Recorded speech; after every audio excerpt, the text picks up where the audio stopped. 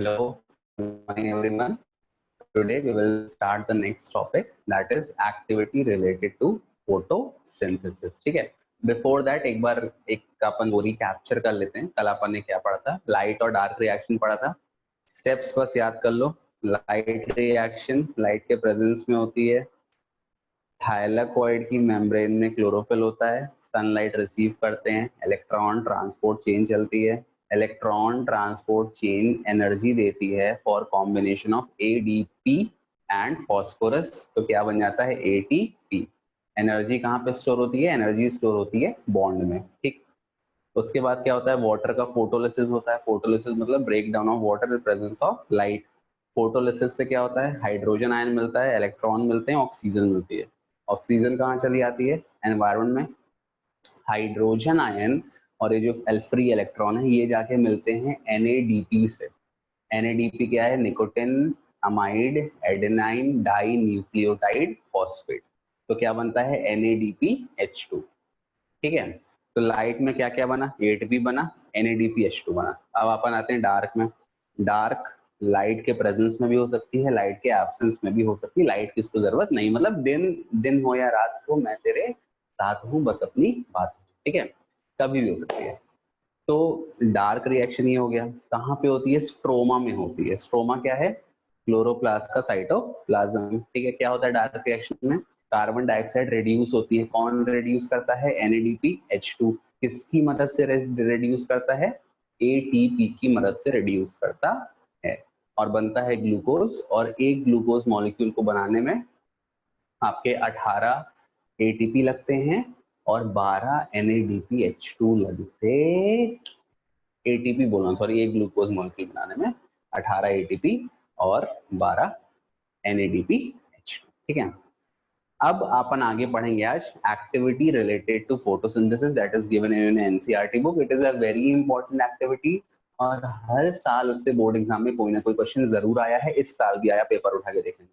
तो एक्टिविटी ध्यान से पढ़ना. ध्यान रखना, बायो की एक्टिविटी कभी लिखने को नहीं आती है, बीच से एक सवाल पूछ लेगा, ऐसा क्यों किया, ऐसा क्यों किया. ठीक है. तो I am sharing the activity with you. जिसके पास बुक है वो अपनी बुक ओपन कर ले. ओके. अरे भाई, एल्बम स्क्रीनशॉट. ओके, ये है एक्टिविटी. कहाँ गई यार ये?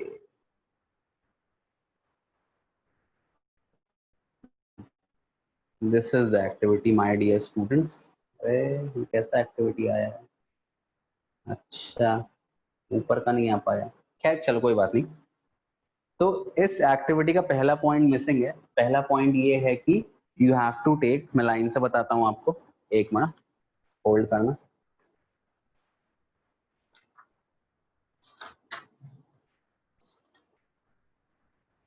You have to take variegated leaves.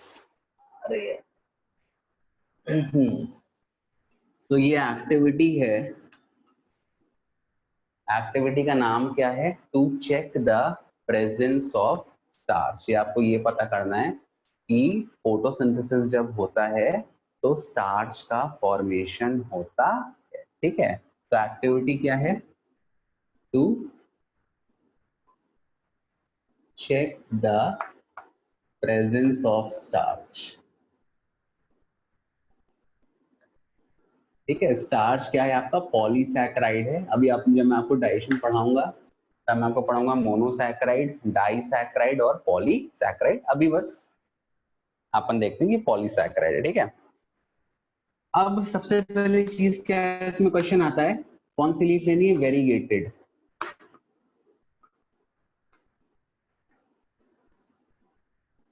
Variegated leaves लेनी है. वेरीगेटेड लीव्स किसमें होती है? मनी प्लांट में होती है, सबसे कॉमन है. क्यों लेनी है वेरीगेटेड लीव्स? एक क्वेश्चन नहीं आता कि पहले वेरीगेटेड लीव्स होती क्या है. तो वेरीगेटेड लीव्स ऐसी लीव्स होती हैं जो ग्रीन नहीं होती है.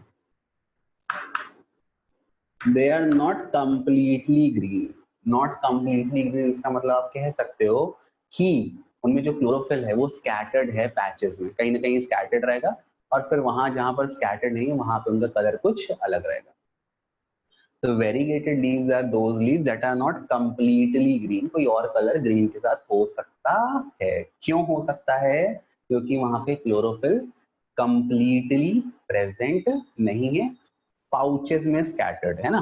जैसे मान लो ये पत्ती है आपकी, तो मान लो यहाँ क्लोरोफिल है तो ये ग्रीन है, यहाँ क्लोरोफिल है तो ये ग्रीन है, यहाँ पे जहां पे नहीं है वहां कोई और कलर हो सकता है ना। लाइट येलो हो जाएगा, कभी कभी ब्राउनिश भी होता है कुछ लीव्स, लाइट ब्राउन, डिपेंड करता है। तो these are called variegated leaves. ठीक, अब उसके बाद आप देखो लाइन से बस आपको पॉइंट पढ़ने हैं एक्टिविटी। नेक्स्ट पॉइंट, अरे बाप रे क्या दिक्कत है सज्जन को भैया। देखो नेक्स्ट पॉइंट है, keep the plant in dark room for 3 days so that all the starch gets used up. 3 दिन अपने को डार्क रूम में रखना है ताकि सारा स्टार्च क्या हो जाए, यूज अप हो जाए। ठीक, अब उसके बाद क्या करना है, now keep the plant in sunlight for about 6 hours। अब सनलाइट में रख देना है 6 घंटे के लिए। लाइन से स्टेप पढ़ते हो। Pluck a leaf from the plant, mark the green areas in it and trace them on a sheet of paper। फिर आपको लीफ को प्लक करना है, फिर क्या करना है, mark the green areas on it and trace them on a sheet of paper. ठीक है, शीट ऑफ पेपर पे ट्रेस कर लेना। अभी देखो ये सब पॉइंट इतने इंपॉर्टेंट नहीं है, इन सब पॉइंट में केवल आपको ऐसा ही बताना है कैसा क्या करना है। ठीक, इसके बाद दिया है dip the leaf in boiling water for about few minutes. अब ये पहला सवाल आ गया जो आपको काम का सवाल है। अब क्वेश्चन आता है बेटा कि अरे भैया हो गया, बहुत स्क्रीन खराब कर ली, पढ़ भी लो थोड़ा। तो मतलब है सर को मतलब पता है कि सर कुछ कर नहीं सकते तो लो सर की बैंड बजा दो। वेरी नाइस, बहुत आगे जाओगे। देखा अब कह रहे dip the leaf in boiling water. अब क्वेश्चन आता है कि भैया बॉइलिंग वाटर में डिप क्यों किया। अब अपन देखो ये चाहते हैं कि अब लीफ क्या हो जाए, लीफ के सारे सेल डेड हो जाए। एक बार स्टार्च बन चुका है, अब फर्दर स्टार्च का फॉर्मेशन ना हो। तो बॉइलिंग वाटर में डिप इसलिए करते हैं ताकि जो सेल्स हैं लीफ के वो क्या हो जाएं, डेड हो जाएं। उसके बाद लीफ कैसी हो जाए, पोरस। पोरस क्यों हो जाए, क्योंकि जब अपने को स्टार्च का टेस्ट करना रहता है तो अपन आयोडीन सॉल्यूशन डालते हैं। आयोडीन सॉल्यूशन स्टार्च के साथ क्या देगा, blue black. Blue black confirmation होता है कि स्टार्च बना है।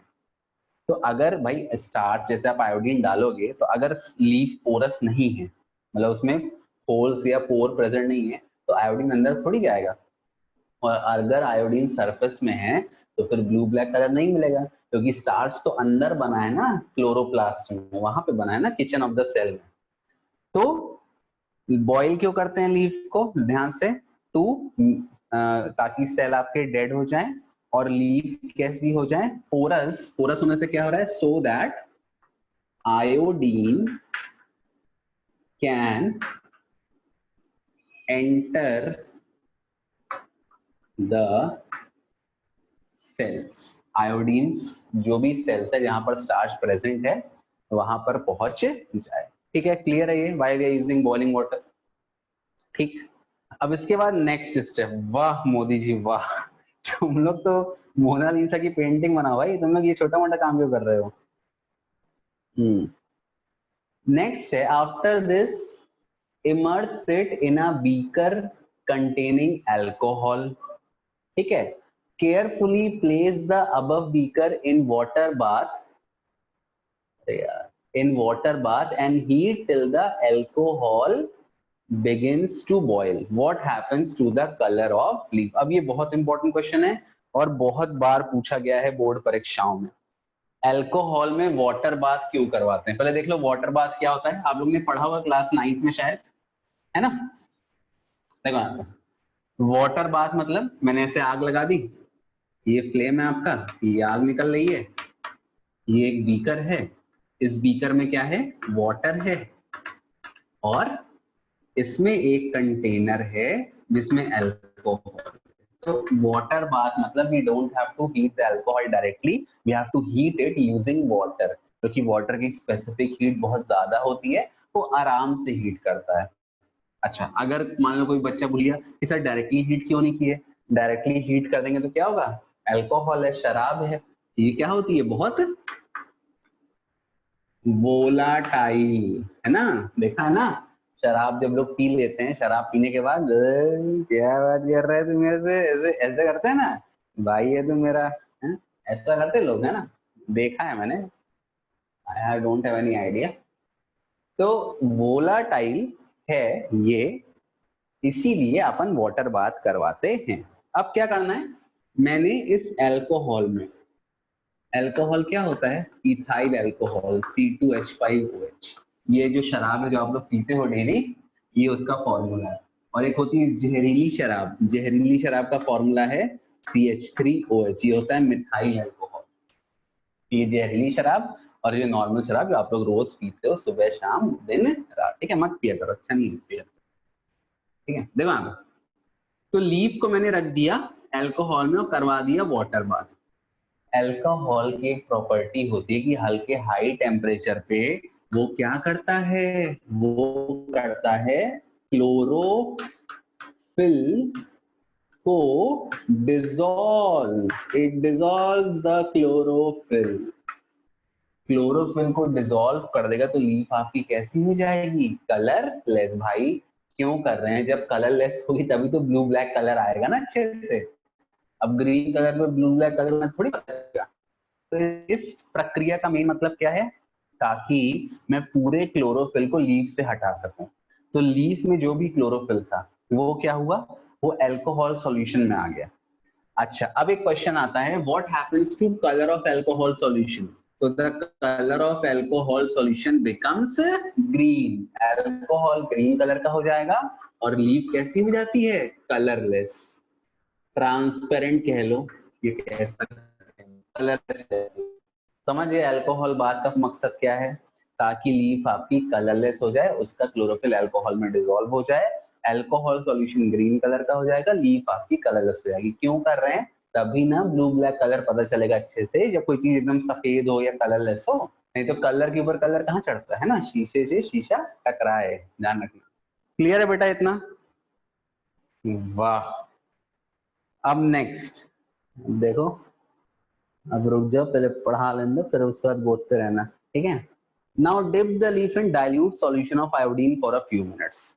अब आयोडीन सॉल्यूशन में लीफ को मैंने डिप कर दिया, ये डिप कर दिया आयोडीन सॉल्यूशन के साथ, इसमें डाल दिया आयोडीन सॉल्यूशन।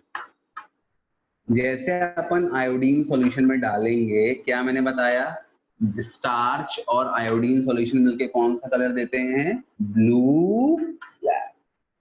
तो क्या आपको ऑब्जर्वेशन आएगा, आपको ये ऑब्जर्वेशन आएगा कि पहले, ये सब करने के पहले जहां पे ग्रीन ग्रीन पैचेस थे वहीं पे ब्लू ब्लैक कलर आया, मतलब इन प्लांट में जहां क्लोरोफिल है वहीं पे फोटोसिंथेसिस हुआ और वहीं पे खाना बना।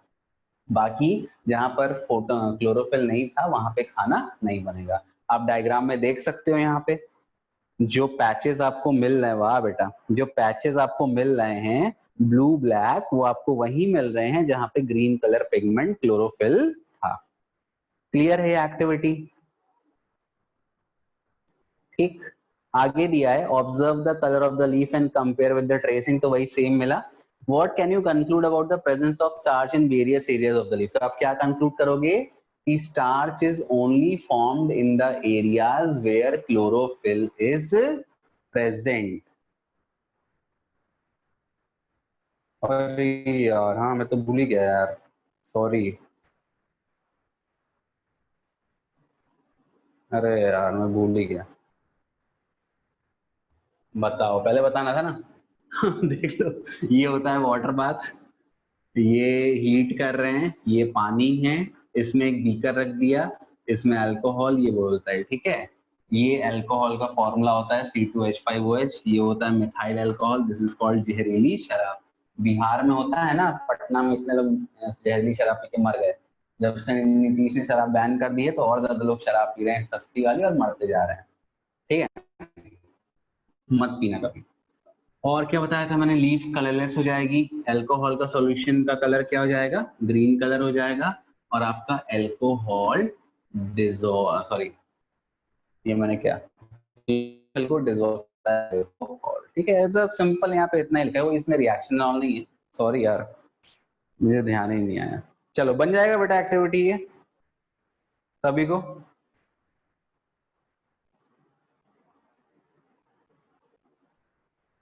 Okay okay, nice. हाँ अब देखो इसमें बस वही 3 सवाल। पहली चीज, वेरीगेटेड लीफ क्या होती है? ऐसी लीफ जो कंप्लीटली ग्रीन नहीं है, उसमें पैचेस ऑफ क्लोरोफिल है। दूसरा सवाल आता है, पानी में बॉईल क्यों किया? पानी में बॉईल इसलिए किया ताकि सेल क्या हो जाए, डेड हो जाए, लीफ आपकी क्या हो जाए, पोरस हो जाए, और आयोडीन सॉल्यूशन उसके अंदर तक पहुंच सके। तीसरा सवाल, अल्कोहल में वाटर बाथ क्यों करवाया? अच्छा पहले वाटर बाथ क्यों करवाया? क्योंकि अल्कोहल वोलेटाइल है, आपकी पत्ती को जला देगा, तो वाटर बाथ करवाया। अल्कोहल क्या करता है? क्लोरोफिल को डिसॉल्व कर लेता है, अल्कोहल का सॉल्यूशन ग्रीन कलर का हो जाता है, लीफ क्या हो जाती है, कलरलेस। ऐसा क्यों कर रहे हैं? ताकि ब्लू ब्लैक कलर अच्छे से पता चल सके। और लास्ट, जैसे आयोडीन सॉल्यूशन डालते हैं तो जहां जहां ग्रीन कलर के पैचेस थे वहीं वहीं पे ब्लू ब्लैक कलर हमें मिलता है। Blue black colour confirms the presence of starch in the, clear है? अरे बाप रे, क्या बात है शगुन, तुमने तो रिकॉर्ड तोड़ दिया आज। ये तुरंत बनाते हो कि पहले से बना के रखते हो?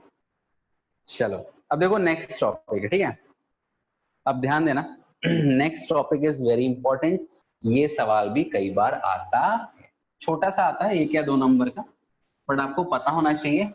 और आपकी एनसीईआरटी में बहुत लॉलीपॉप सा दिया है, मेन रीजन नहीं दिया है ना। चलो अब देखो यहाँ पे पहले 2 चीजें पढ़ लो। प्लांट में 2 प्रकार के ट्रांसपोर्ट होते हैं। प्लांट क्या, लिविंग ऑर्गेनिज्म में। एक होता है एक्टिव ट्रांसपोर्ट, एक होता है पैसिव ट्रांसपोर्ट। एक्टिव ट्रांसपोर्ट मतलब क्या लगती है, एनर्जी। और पैसिव ट्रांसपोर्ट में कोई भी एनर्जी नहीं लगती है। सिंपल सा मैं एग्जांपल दे रहा हूं कि पैसिव की पहले बात करते हैं। डिफ्यूजन है ना, डिफ्यूजन होता है, किसी ने मान लो वो करते हैं ना लोग, क्लास में बदबू कर देते हैं, क्लास में पूरी बदबू फैल जाती है, तो वहां क्या एनर्जी लग रही है? अपने आप वो डिफ्यूज हो रहा है और पूरी हवा में फैल जा रहा है। अगरबत्ती की खुशबू ले लो, बदबू की बात नहीं करते, पॉजिटिव बातें करते, खुशबू ले लो, वो भी पूरी फैल जाती है, वहां एनर्जी ऐसा कुछ लगती नहीं। ऑस्मोसिस भी कई बार हो गया, जहां पानी ज्यादा है, ऑस्मोसिस क्या होता है, movement of water from a higher concentration of water molecule to lower concentration of water molecule, उसमें भी कोई एनर्जी नहीं होती। ये सब पैसिव ट्रांसपोर्ट है, जहां पे एनर्जी नहीं लगती है। फिर बात करते हैं एक्टिव ट्रांसपोर्ट की। एक्टिव ट्रांसपोर्ट का मैं बहुत सिंपल एग्जांपल बताता हूँ, 9th में मैंने पढ़ाया भी है, देख लो। ये जब खाना बन जाता है फ्लोएम में, तो खाना को फिर ट्रांसफर करना पड़ता है फूड को। अब फूड अपने आप तो उचक के नहीं चला जाएगा, है ना, सॉल्वेंट तो है नहीं फूड। तो जब फूड को फ्लोएम ट्रांसफर करता है अपने ट्यूब में, है ना, सी ट्यूब पढ़ा था ना फ्लोएम में, सी ट्यूब कंपेनियन सेल, तब एनर्जी लगती है इसको ट्रांसपोर्ट करने के लिए सी ट्यूब में। वो कैसा ट्रांसपोर्ट है, एक्टिव ट्रांसपोर्ट। तो अपने को 2 ट्रांसपोर्ट पढ़ने हैं, एक्टिव ट्रांसपोर्ट और पैसिव ट्रांसपोर्ट। तो पैसिव मतलब जहां एनर्जी नहीं लगती, एक्टिव मतलब जहां पे एनर्जी लगती है। पैसिव के सिंपल एग्जांपल है डिफ्यूजन और ऑस्मोसिस, ठीक। और डिफ्यूजन और ऑस्मोसिस जनरली लिक्विड, मतलब ऑस्मोसिस तो लिक्विड में होता है, डिफ्यूजन लिक्विड और गैसेस में होता है, सॉलिड में बहुत रेयर होता है, लाइक बहुत ही ज्यादा रेयर, ठीक है। Now we have to study opening and closing of stomata. क्या पढ़ना है? Opening and closing of stomata.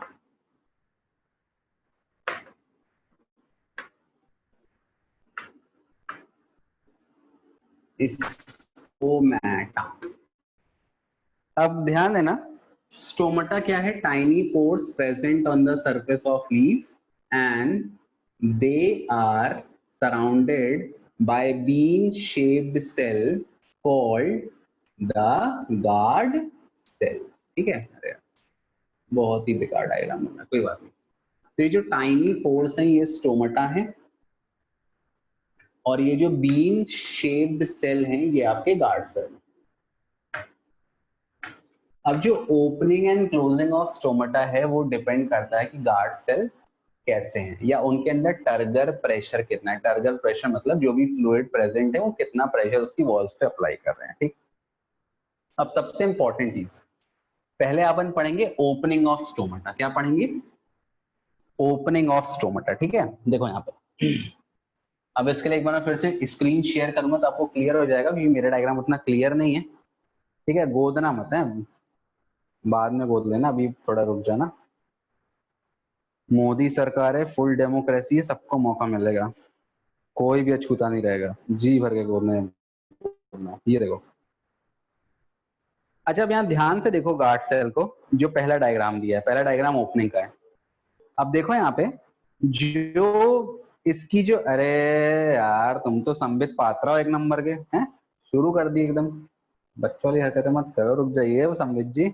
हाँ देखो यहाँ पे, जो यहाँ पे इनर वॉल है गार्ड सेल की, इनर वॉल देखो, जो येलो कलर की लाइनिंग है वो थिक है ना, मोटा बनाया गया उसको, और आउटर वॉल को थिन बनाया गया है। ध्यान देना एक चीज, जो गार्ड सेल होता है उसकी जो इनर लाइनिंग है, इनर वॉल मतलब इनर वॉल जो पोर्स की तरफ है, स्टोमेटल पोर्स की तरफ, वो कैसी है? थिक होती है। और जो आउटर वॉल है जो स्टोमेटल पोर से दूर है वो कैसी होती है? थिन होती है। समझ गए? ये थिक और थिन क्या है, और इसका बहुत ज्यादा महत्व है, बहुत ज्यादा इंपॉर्टेंस, ठीक है। अब देखो इसका इंपॉर्टेंस कैसे, अब देखो अपन पढ़ेंगे ओपनिंग ऑफ स्टोमेटा, ठीक है। यहाँ देखो क्या होता है, देखो यहाँ पे सबसे पहले, अब देखो अपने आप तो ओपन हो नहीं जाएगा, स्टोमेटा ओपन तब होगा जब उसके अंदर टर्गर प्रेशर बढ़ेगा, मतलब पानी का प्रेशर बढ़ेगा। अपने आप भी पानी तो चला नहीं आएगा।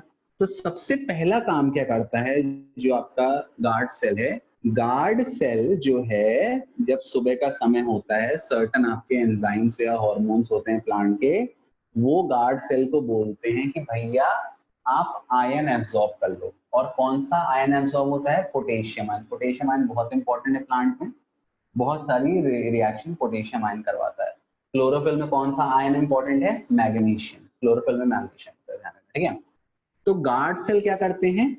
आयन से एब्जॉर्ब करते हैं। अच्छा अब आयन अपने आप तो आ नहीं जाएगा, तो कैसे एब्जॉर्ब करते हैं?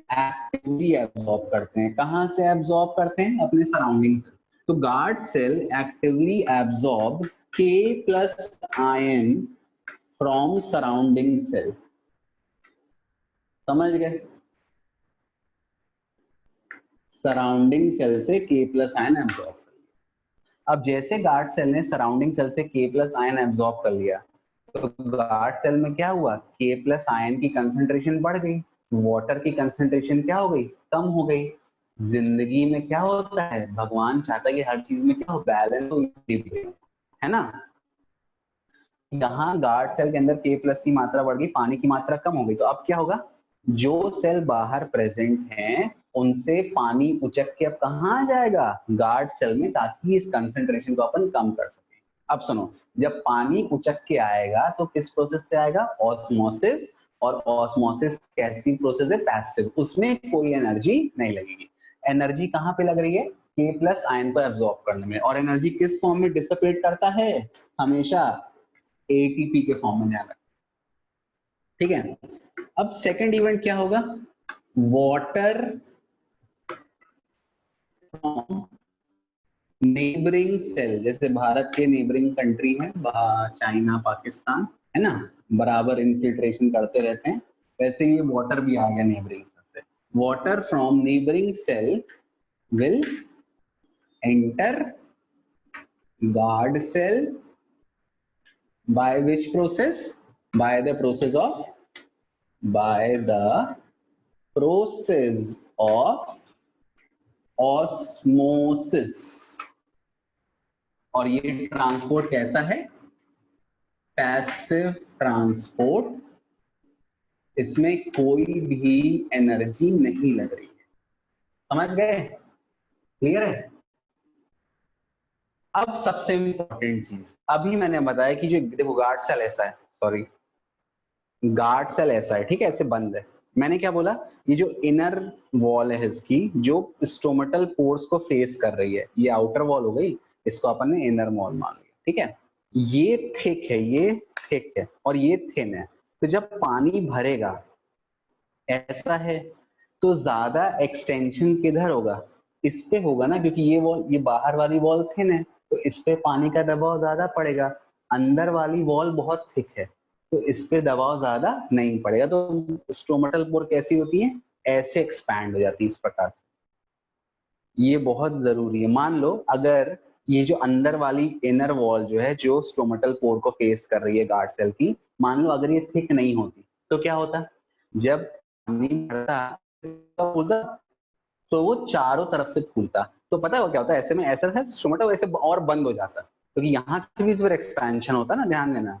अगर ये वॉल थिक नहीं होती और पानी होता, तो ये ऐसे एक्सपैंड करता, ये ऐसे करता, दोनों चिपक जाते, तो स्टोमेटा तो और बंद हो जाता। तो इसलिए सबसे इंपॉर्टेंट ये बात ध्यान रखना कि the wall of the guard cell facing the stomatal pore is thick and the wall away from the stomatal pore is thin. So when turgor pressure increases inside the guard cell, the outer wall stretches out and the stomata opens up. ऐसे open हो जाता है। ध्यान रखना, ये point सबसे important है ध्यान रखने के लिए। मैंने कल क्या बोला, भगवान ने प्रकृति में जो कुछ भी बनाया है बहुत सोच समझ के बनाया है।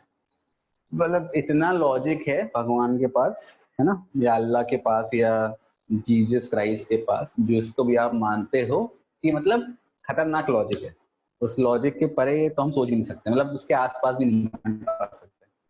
तो ये चीज आपको ध्यान देनी है कि इनर वॉल थिक है, इधर वाली वॉल थिन है। जब पानी भरता है तो ऐसा खुल जाता है, ये ज्यादा स्ट्रेच होता है, ये कम स्ट्रेच होता है। क्लियर है मित्रों?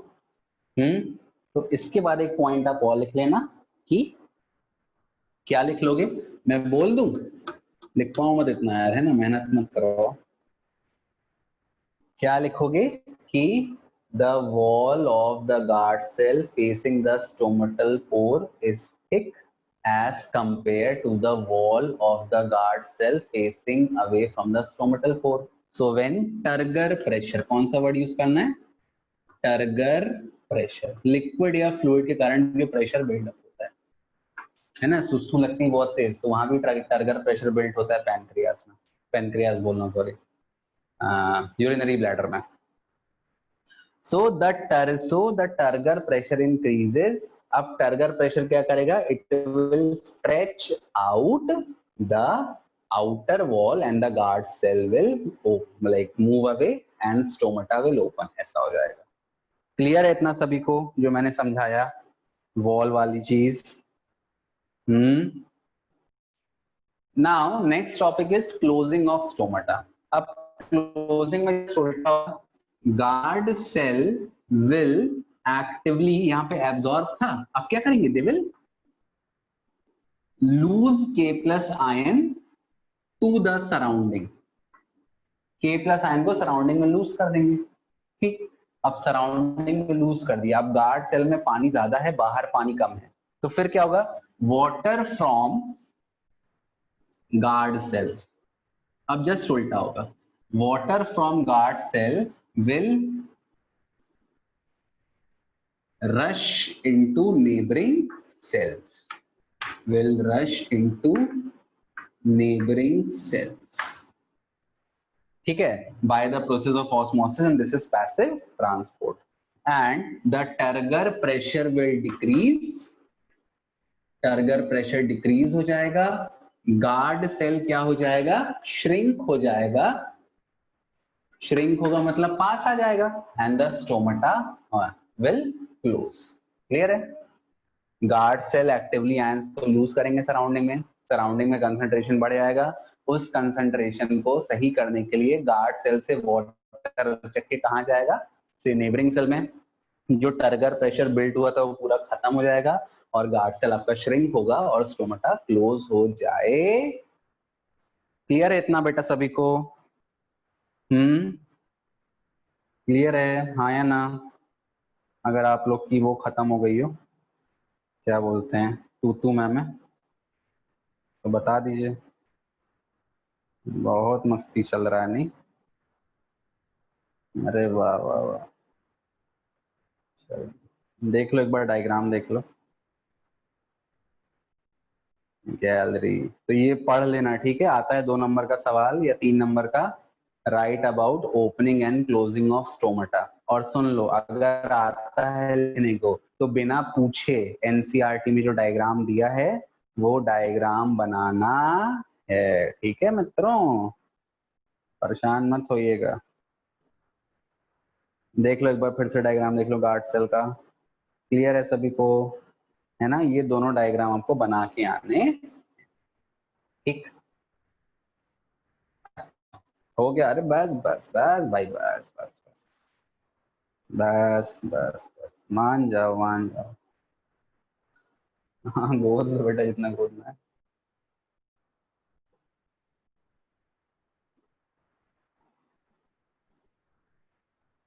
क्या मिलता है गोद के?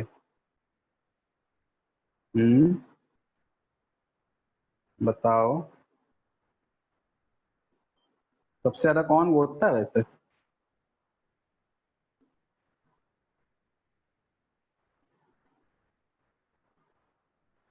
चलो ठीक है। वाह, तुम तो मोनालिसा की पेंटिंग बना सकते हो। बाय, कहाँ जा रहे हो भाई? लॉकडाउन में कहाँ जाओगे? वाह, 1 मिनट बेटा, हाँ तंग कर दे रहे हो यार, सही। Topic is another activity that deals with, इस एक्टिविटी में हमें दिखाना है दैट, अरे sorry, CO2 is necessary for photosynthesis, ठीक है? मैं फिर से कर रहा हूँ स्क्रीन शेयर।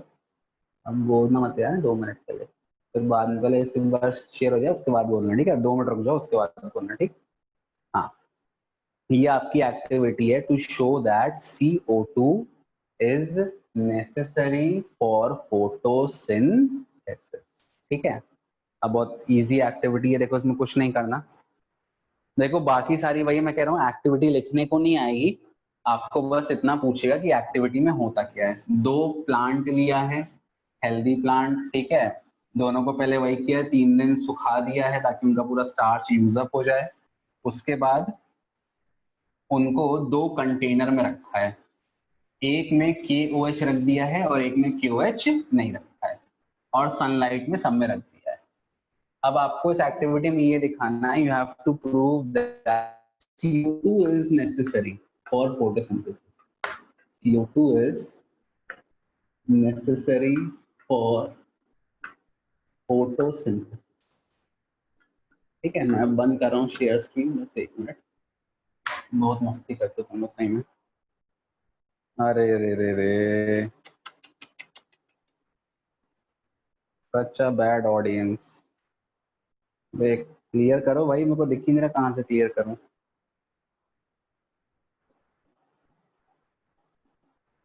हाँ, इसमें बस ये देख लेना किस जार में रखा है उसने। चलो हाँ, जार ही में रखा है, ठीक है? देखो उसने क्या किया है, 2 प्लांट लिए हैं, ये एक पौधा है, ठीक है? इसको जार में रखा है। ये दूसरा पौधा है, ये भी जार में रखा है। इस जार में एक्सेप्शन है कि उसने चाइना प्लेट ली है या चाइना डिश ली है, चाइना का माल है कोई भी, और उसमें क्या लगा दिया है, उसमें रख दिया उसने KO, ठीक है? ये कैसी प्लांट है, वही है, दोनों को 3 3 दिन सनलाइट के बाहर रखा है ताकि सारा स्टार्च यूज अप हो जाए, फिर सनलाइट में रखा है, जार में रखा है, एक में KOH रख दिया, एक में KOH नहीं रखा है, ठीक है? अब क्या होगा, सनलाइट से क्या शुरू हो जाएगा, फोटोसिंथेसिस।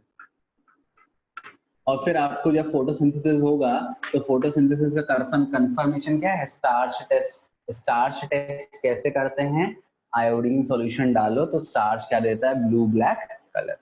अब लेकिन ध्यान रखना, ये जो KOH रखा है यहाँ पर इस वाले जार में, जार ए में, ये जार ए है और ये जार बी है, ये जो KOH रखा है ये रिएक्ट करता है कार्बन डाइऑक्साइड से। किससे करता है? Carbon dioxide. ध्यान रखना, ये बेस है और ये एसिड है, अभी पढ़ेंगे अपन एसिड बेस में।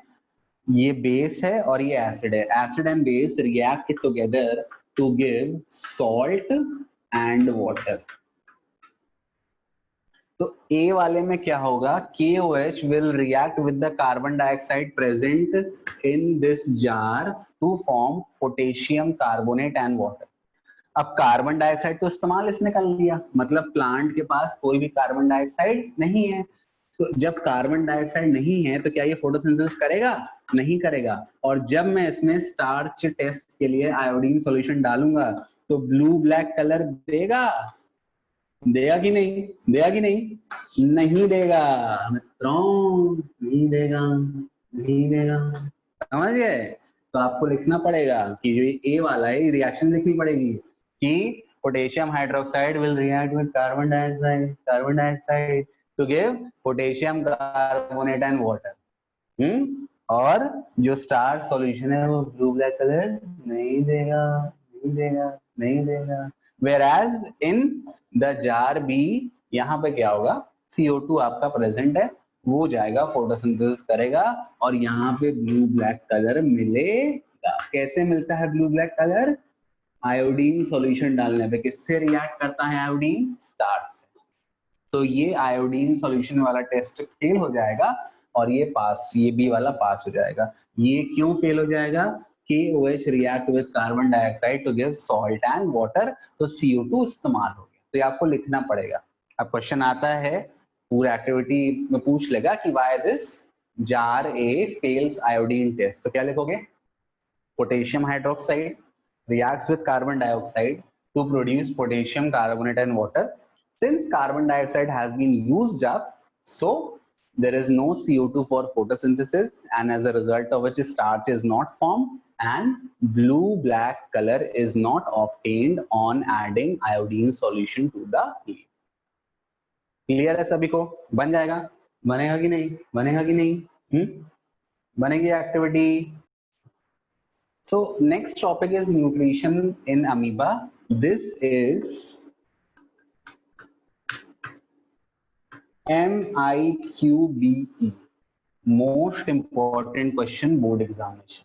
बहुत मतलब ये सवाल हर साल हर सेट में आया है, ऐसा एक साल नहीं है जब न्यूट्रिशन इन अमीबा नहीं पूछा उसने। अब पूरा लिखने को नहीं पूछता, या तो बोल देगा न्यूट्रिशन इन अमीबा का डायग्राम बनाओ, स्टेप्स में समझाओ, या तो बोल स्टेप्स को दे देगा, MCQ वाले में देता है, स्टेप्स को उल्टा पुल्टा करके दे देगा और बोलेगा इनको सही क्रोनोलॉजिकल ऑर्डर में अरेंज करो, या तो स्टेप्स दे देगा और बोल देगा कि इसमें एक स्टेप गलत है, वो स्टेप को निकालो। तो ये बहुत इंपॉर्टेंट है, ठीक है बेटा। अब पहले अपन बात कर लेते हैं अमीबा। अमीबा, अमीबा क्या है आपका? यूनिसेलुलर है, यूनिसेलुलर ऑर्गेनिज्म, जनरली पानी या काई वाई में मिल जाता है। अब अमीबा जो है उसका कोई शेप नहीं है और ना ही उसके पास कोई परमानेंट माउथ। तो जब न्यूट्रिशन में अमीबा की बात करते हैं, सबसे पहला स्टेप इसमें क्या आएगा? इंजेक्शन आएगा, वैसे ही पढ़ाना है। अच्छा, कौन सा मोड ऑफ न्यूट्रिशन है इसका भी? इट हैज, मान लो कभी क्वेश्चन पूछ लिया what is the mode of nutrition,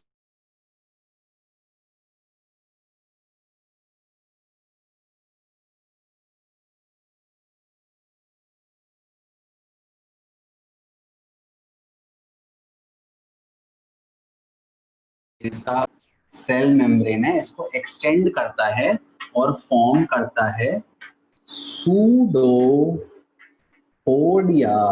pseudopodia का दूसरा नाम क्या होता है? सूडो मतलब फॉल्स, पोडिया मतलब फीट। सूडो मतलब फॉल्स, पोडिया मतलब, फिजिक्स में होता है ना सूडो फोर्स होते हैं, पढ़ोगे 11th या 12th में। तो सूडोपोडिया फॉल्स फीट फॉर्म करता है, ठीक है। अब इस फॉल्स फीट से क्या होता है? Pseudopodia is nothing but it is extension, लिखना आता है what is pseudopodia, false feet लिख देना, and it is extension of cell membrane. फिर क्या करता है, मैं आपको डायग्राम शेयर कर देता हूँ यहाँ पे, गोदना मत है। देखो गैलरी, एल्बम, स्क्रीनशॉट, ये पहला डायग्राम, ठीक है। यहाँ देखो ये फूड पार्टिकल अमीबा के पास है, डायग्राम सबसे इंपॉर्टेंट है। ये सेकंड डायग्राम इसने सूडोपोडिया फॉर्म कर लिया। अरे यार तुम लोग का मतलब क्या बताएं, सूडोपोडिया फॉर्म कर लिया, ठीक है।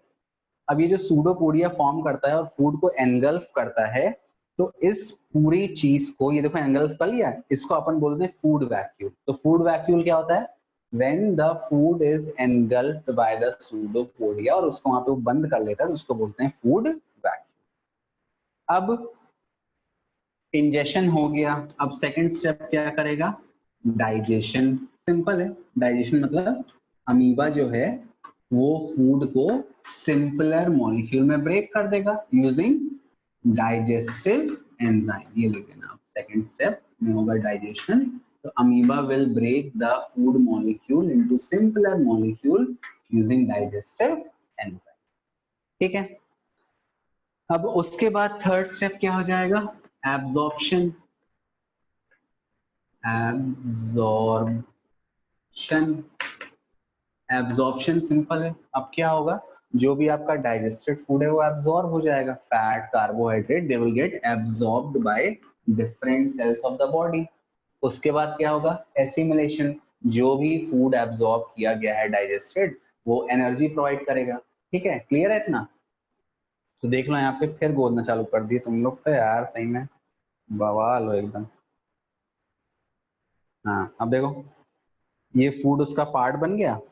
सबसे इंपॉर्टेंट जो इसमें स्टेप आता है बेटा, ध्यान रखना, वो होता है, ये सब तो सिंपल है, एक्सक्रीशन या इजेशन। जो अनडाइजेस्टेड फूड है वो पता है, अब इन लोग पॉटी तो करते नहीं, इनके पास वॉशरूम में सुबह सुबह चले गए, तो that is not the case. Amoeba में जो अनडाइजेस्टेड फूड है वो सेल मेम्ब्रेन के यहाँ इकट्ठा हो जाता है, ऐसा सेल मेम्ब्रेन के किनारे। और फिर जैसे जैसे वो मूव करता है, जहां भी रहता है, तो जहां पर ये अनडाइजेस्टेड फूड होता है ना, वहां पे जो इसकी सेल मेम्ब्रेन है वो क्या हो जाती है, रप्चर हो जाती है, ताकि अनडाइजेस्टेड फूड बॉडी के बाहर निकल सके। तो खाने के लिए तो वो क्या बोलते हैं, सूडोपोडिया फॉर्म कर लेता है, बट उस निकालने के लिए उसके पास कोई पर्टिकुलर सेल या टिश्यू नहीं है, तो वो क्या करता है, किनारे किनारे सेल मेम्ब्रेन के खाने को भेज देता है जो अनडाइजेस्टेड फूड है, और फिर वहां से सेल मेम्ब्रेन धीरे धीरे रप्चर होती है और अनडाइजेस्टेड फूड बाहर निकल जाता।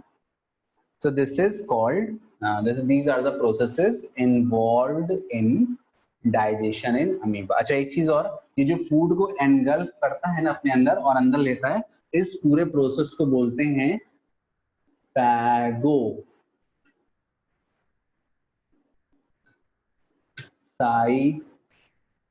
साइटोसिस, या आप इसको बोल सकते हो एंडोसाइटोसिस। दो होते हैं, एक होता है एंडोसाइटोसिस, एक होता है एक्सोसाइटोसिस। एंडोसाइटोसिस मतलब सेल के अंदर लेना, तो इसको आप एंडो बोल सकते हो, और एक्सोसाइटोसिस मतलब सेल के बाहर छोड़ना। ये दोनों मिलके फैगोसाइटोसिस बनाते हैं। फैगो वर्ड इसलिए क्योंकि सूडोपोडिया फॉर्म करता है। तो या तो आप एंडोसाइटोसिस लिख दो या तो फैगोसाइटोसिस लिख दो, तो बात एक ही है। तो जिसका तरीका है खाने को अपने अंदर खींचना by making the pseudopodia, that is called phagocytosis, और या तो आप लिख दो एंडोसाइटोसिस। एंडो मतलब अंदर, साइटोसिस मतलब सेल, एंडोसाइटोसिस, ठीक है। और जब सेल की कोई चीज बाहर जाती है वो होता है एक्सोसाइटोसिस। अच्छा एक चीज और, यहाँ पे डाइजेशन कैसा है, कैसा है, इंट्रा सेलुलर। इंट्रा सेलुलर मतलब सेल के अंदर। आपने ने देखा था उसमें सैप्रोफिटिक में डाइजेशन कैसा था, एक्स्ट्रा सेलुलर। एक क्वेश्चन आता है कई बार, give one example of organism which shows extracellular digestion, तो कौन शो करता है, सैप्रोफाइट। लिख देना, मशरूम, ईस्ट, ब्रेड मोल्ड, कोई। लेकिन इसमें डाइजेशन कैसा है, इंट्रा सेलुलर। तो ये सब पॉइंट आप बना के लिख देना। सबसे इंपॉर्टेंट क्या है, डायग्राम। जो डायग्राम नहीं बनाएगा, अब तो स्क्रीन ही शेयर बंद नहीं किया, सॉरी यार। अरे भाई फिर से देख लो एक बार, सॉरी यार। सबसे पहले अमीबा में कैसा मोड ऑफ न्यूट्रिशन है? Holozoic. Amoeba is a unicellular organism. सबसे पहला स्टेप है इंजेक्शन। इसके पास कोई परमानेंट माउथ नहीं है। परमानेंट माउथ नहीं है मतलब ये क्या फॉर्म करता है? सूडोपोडिया। सूडोपोडिया मतलब होता है फॉल्स फीट। फॉल्स फीट जब फॉर्म करेगा तो खाने को वो कैप्चर करता है, ठीक है, खाने को ऐसे कैप्चर कर लेगा। जब वो खाने को कैप्चर कर लेता है उसको अपन बोलते हैं फूड वैक्यूल। पूरा फूड वैक्यूल का रहता है। इस प्रोसेस का नाम क्या है? एंडोसाइटोसिस। एंडो मतलब अंदर, साइटोसिस मतलब सेल के। फिर खाने का डाइजेशन होगा, सिंपल मॉलिक्यूल्स में ब्रेक करेगा यूजिंग डाइजेस्टिव एंजाइम। फिर खाना एब्जॉर्ब होगा। एब्जॉर्ब होने के बाद वो एसिमिलेट होगा, और वही मैंने बताया इजेशन करने के लिए, बाहर निकालने के लिए क्या होती है? सेल मेम्ब्रेन रप्चर हो जाती है और आपका इजेशन हो जाता है। कौन सा मोड ऑफ डाइजेशन है? इंट्रा सेलुलर डाइजेशन, सेल के अंदर होता है। और टाइप ऑफ डाइजेशन कौन सा है? Holozoic nutrition. न्यूट्रिशन है होलोजोइक न्यूट्रिशन। तो ये है अमीबा की कहानी। बता दिया करो ना यार कि स्क्रीन शेयर हो रही है। तुम लोग तो यार सही में सब छुपा लेते हो। Sorry sorry. क्लियर है कि फिर से पढ़ा दूं? क्लियर है बच्चों? हम्म तो सुन लो। अब अमीबा में ना ये डायग्राम पक्का आता है बनाने को, एनसीईआरटी का रट लेना है इसको, भूलना मत कभी, ठीक है? चलो आज तो इतना काफी है, फिर कल पढ़ते हैं एक बार और। अरे चलो ठीक है, देख लो भाई। Amoeba is a unicellular organism, it has got no permanent mouth, ठीक है? तो सबसे पहले क्या करता है? अपने जो उसका सेल जो है, जो उसका सेल मेम्ब्रेन है, उसको एक ऐसे स्ट्रक्चर में फॉर्म करता है, ये ऐसा ऐसा यहाँ पे फूड को एनगल्फ करता है, और फिर साइटोप्लाज्म या जो अपना सेल मेम्ब्रेन है उसको एक्सटेंड कर देता है। तो ये जो इसका माउथ है उसको अपन सूडोपोडिया बोलते हैं, और जिस प्रोसेस से फूड को एनगल्फ करता है उसको बोलते हैं एंडोसाइटोसिस। फिर फूड डाइजेस्ट होगा, एब्जॉर्ब होगा, एसिमुलेट होगा। लास्ट में जब इजेशन होना होगा तो जो सारा फूड, जो अनडाइजेस्टेड फूड है, वो उसके सेल मेम्ब्रेन में ऐसे जमा हो जाता है, और सेल मेम्ब्रेन जहां पर अनडाइजेस्टेड फूड है वो रप्चर हो जाती है अनडाइजेस्टेड फूड को निकालने के लिए, ठीक है? इसके पास कोई स्पेशल ऑर्गन नहीं है पॉटी करने के लिए। तो how is doing potty? He is doing potty by rupturing his cell membrane. हो गया, खत्म। और क्या है? डाइजेशन कहाँ? सेल के अंदर हो रहा है, तो दिस इज इंट्रासेलुलर डाइजेशन, और डायग्राम बना देना। भाई वही कह रहा हूँ, लिखने को बहुत कम आता है, हमेशा डायग्राम बनाने को ही आता है, अरेंज करने को आता है, ठीक? और कोई दिक्कत? दिक्कत में कोई कमी? तो आज के लिए इतना काफी है, ठीक है? फिर कल से अपन पढ़ते हैं ह्यूमन बीइंग वाला, ओके? हाँ ओके बेटा, ओके ओके, चलो thank you very much, bye, good night. शैतानी कम किया करो तुम लोग यार, बहुत शैतानी करते हो। Okay, welcome welcome welcome, bye bye, take care, कल मिलते हैं।